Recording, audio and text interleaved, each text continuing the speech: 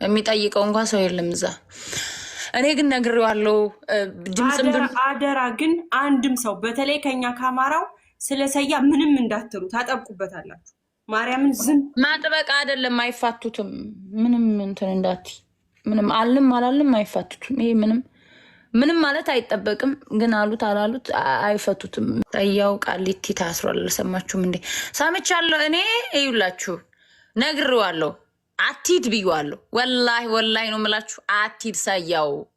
ለዛ ነው እኔ ምንም እንትን ያላልኩት። ምንም ማድረግ ስለማይቻል ምን ታመጫለሽ? ምንም ሳውዲ ቢሆን በብርሽም በምንሽም በሆነ ነገር ብለሽ ልክ እንደባለፈው ታስወጪዋለሽ። ኢትዮጵያ አጅቦች እጅ ነው የገባው።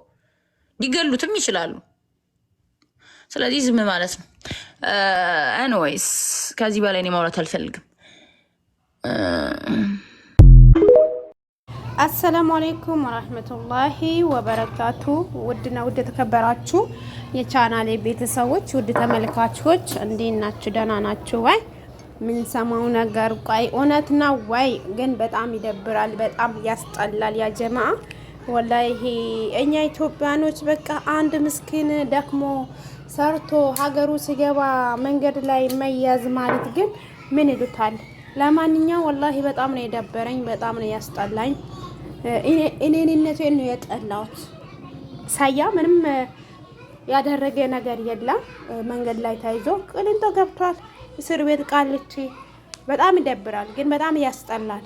እኔነቴን የጠላሁበት ጊዜ ነው ወላሂ። አሰላሙ አለይኩም ወራህመቱላሂ ወበረካቱ። ወድና ወድ የተከበራችሁ የቻናሌ ቤተሰቦች እንግዲህ ሪካርዱን እንደሰማችሁት ነው።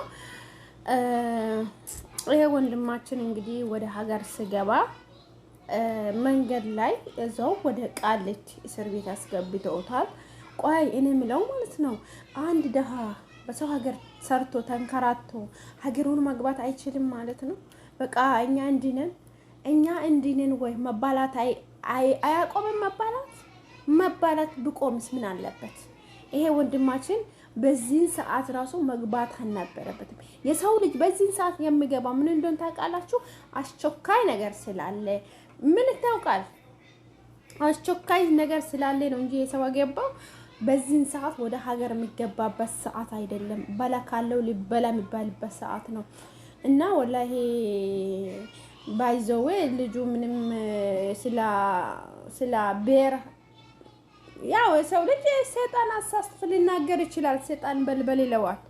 እና ይሄ እንዲህ መሆን ጥሩ ነው። ግን አንድ ደሃ ሰርቶ ለሀገሩ ሲገባ ቦሌ ላይ ተይዞ እስር ቤት ቅሊንጦ መግባት በጣም ይከብዳል፣ በጣምም ያስጠላል።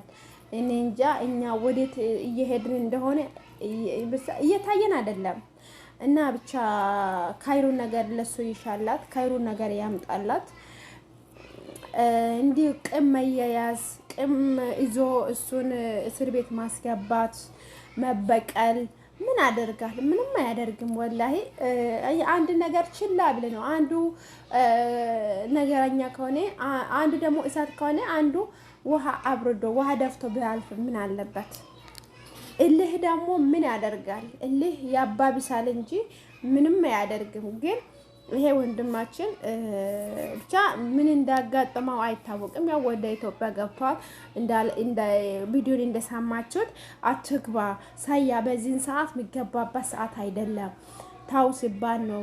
እንግዲህ ችግሩን እሱ ያውቃል። የገባበትን ችግር የገባበትን አላማ እሱ ያውቃል። እንግዲህ ለዓላማውም ሳይደርስ ለችግሩም ሳይደርስ መንገድ ላይ ተይዘዋል። በገዛ ሀገሩ የሰው ልጅ ከሰው ሀገር ነፃነት ሀገር ይሻለኛል ብሎ ሲገባ ይባስ ቅሊንጦ ይባስ እስር ቤት ቃሊቲ።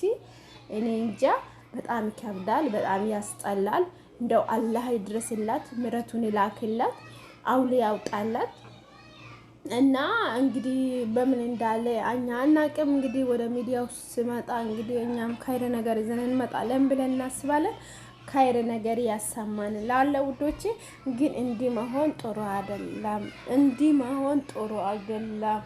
አንዱ እሳት ቢሆን አንዱ ባሪድ ሆኖ ውሃ ደፍቶ ማለፍ አለበት እንጂ በእንደዚህ አይነት ቅምዞ